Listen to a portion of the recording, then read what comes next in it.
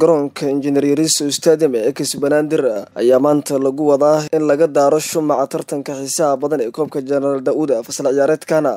cusub ee 2019-2020 koobka General Daud ayaa ah mid aad u faacaweyn maadaama waqti dheer la dheeli jiray kuna darso kooxda ugu guulaha badan waa naadiga Genio oo ku guuleysatay 7 jeer koobkana waxaana ugu dambeysay sanadkii 2014 caadiyan koobka General Daud waxaa ka qayb galaya ilaa 16 kooxood oo kala duwan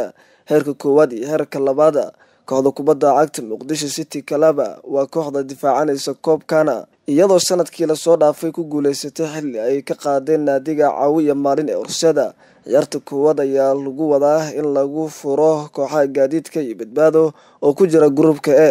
labadan kooxood ayaa nasiib u yeeshay inay ciyaaraan kulanka koowaad ee tartanka General Daud naadiga gaadiidka waa koox ka ciyaarta horyaalka heerka koowaad ee Somali Premier League halka naadiga badbaado ay ka dhasho heerka labaad ee dalka haddaba groupkana waxaa ku jira marka laga tago labadan kooxood ee gaadiidka iyo badbaado waxaa ku wehliya kooxaha kala geeska Afrika iyo Batroolka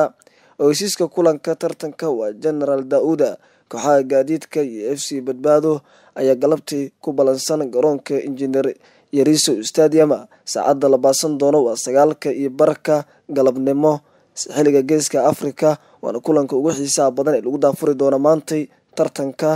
koobka General Daud.